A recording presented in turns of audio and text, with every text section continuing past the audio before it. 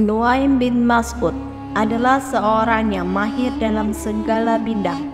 Ia terlahir dari sebuah keluarga saudagar yang makmur di Najd, kota kecil di pinggiran Mekah. Nuaim terlahir sebagai seorang suku Ghatafan dari keluarga yang terpandang. Di usia muda, ia cukup sering berdagang dari Makkah ke Madinah. Namun, dari kegiatan itulah ia pun menjadi tahu akan hal-hal yang menyangkut kemaksiatan dan kesenangan di kota itu. Dengan pemahamannya yang cukup akan kesenangan yang ditawarkan Madinah, ia menjadi seorang yang cukup sering pergi ke kota itu demi mencari kesenangan dunia yang ditawarkan oleh kaum Yahudi di sana, terutama Bani Quraisyah. Oleh sebab itu, ia sangat dikenal oleh orang-orang di Madinah dan mereka pun menyukai Nuaim. Pada saat itu, Nuaim tidak ambil pusing dengan dakwah yang dilakukan oleh Nabi Muhammad SAW dan para sahabatnya. Saat Rasulullah dan para sahabatnya memulai hijrah ke Madinah, barulah Nuaim merasa terganggu dan terusik.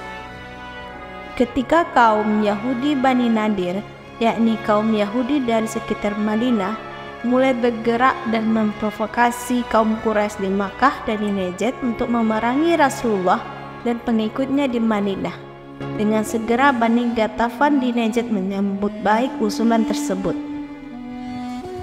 Saat itu, Nuaim termasuk salah satu tokoh Bani Ghatafan yang ikut dalam pasukan Bani Ghatafan di bawah kepemimpinan Uyainah bin Hisn al-Ghatafan.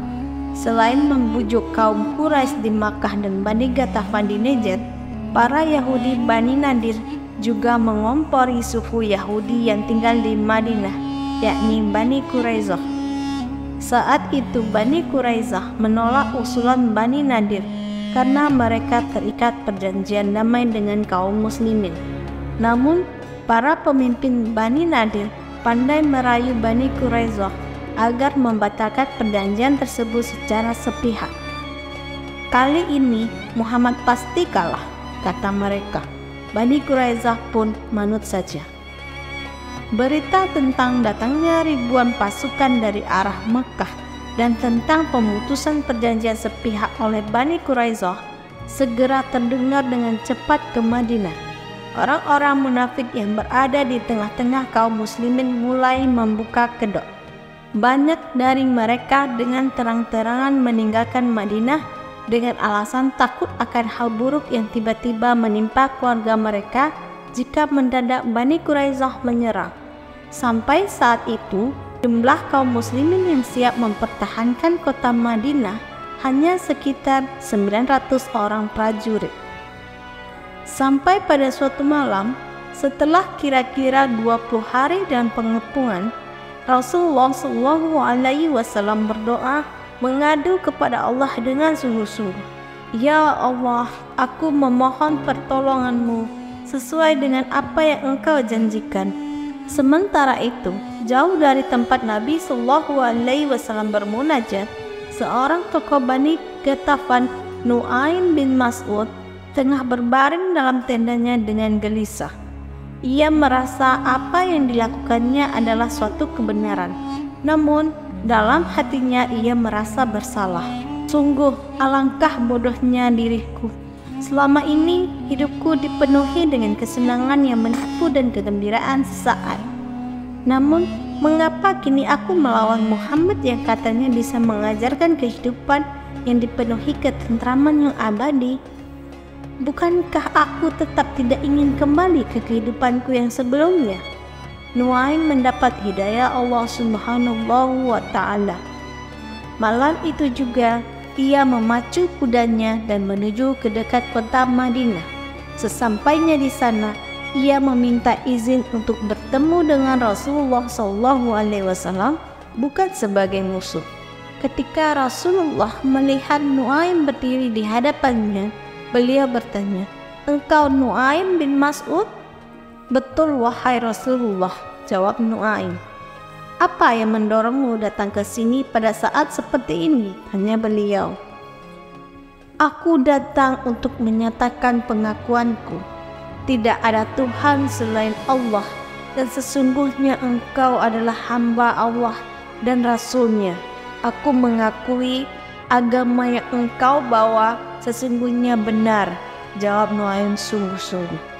Kemudian ia melanjutkan kata-katanya, wahai Rasulullah, sungguh aku telah benar-benar masuk Islam, dan kaumku tidak mengetahui bahwa aku telah masuk Islam. Perintahkanlah kepadaku perintah apa saja yang dapat aku laksanakan. Rasulullah menjawab, engkau hanya seorang dari pihak kami. Kembalilah kepada kaummu, dan jika kamu sanggup, takut-takutilah mereka, bahwa sesungguhnya mereka lemah dan kami kuat. Sesungguhnya perang itu adalah tipu daya. Saya siap wahai Rasulullah, insya Allah engkau akan segera melihat sesuatu yang menggembirakan, janji Nuaim. Setelah itu, Nuaim segera berangkat menuju ke kubu Bani Quraisyah yang telah menjadi sahabat baiknya sampai saat ini. Ia berhasil meyakinkan mereka untuk tidak dalam pertempuran melawan Rasulullah SAW.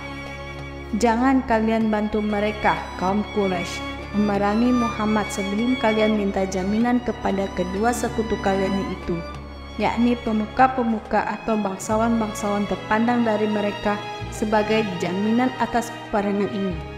Sampai kalian memenangkan peperangan ini dan menguasai negeri ini, atau kalian mati bersama-sama dengan mereka, saran Nuaim. Bani Quraisyah pun menerima saran itu. Setelah itu, Nuaim segera beranjak menuju kubu Quraisy dan Ghatafan di luar kota Madinah. Ia segera menemui pimpinan Quraisy, Abu Sufyan bin Harb, yang saat itu dikelilingi para pembesar Quraisy.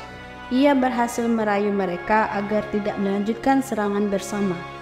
Nuaim mengatakan bahwa Bani Quraisyah menyesal memutuskan perjanjian dengan Muhammad SAW.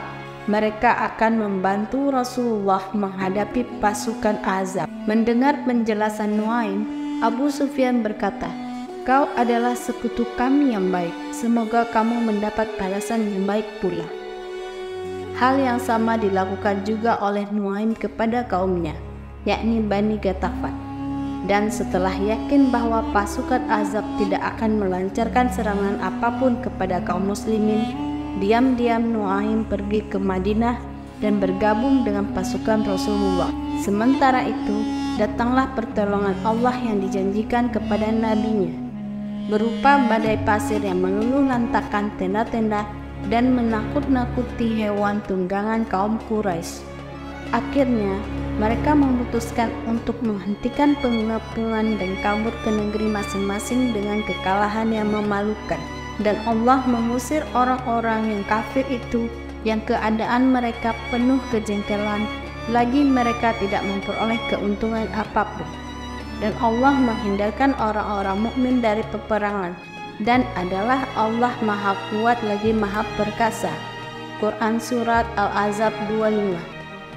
Demikianlah strategi yang dilancarkan Nuaim membuahkan hasil seperti yang diperkirakannya. Semenjak itu, Nuaim bin Mas'ud menjadi muslim yang taat dan pulang ke negerinya Ghatafan dan mulai berdakwah di sana. Banyak orang-orang Ghatafan yang akhirnya masuk Islam setelah mendengar dakwah Nuaim. Dan menjelang penaklukan Makkah, Nuaim dengan segera berbayar dan mengajukan pasukan dari Bani Ghatafan di bawah komandonya untuk mengabdi kepada Rasulullah dan membantu menaklukkan kota Makkah.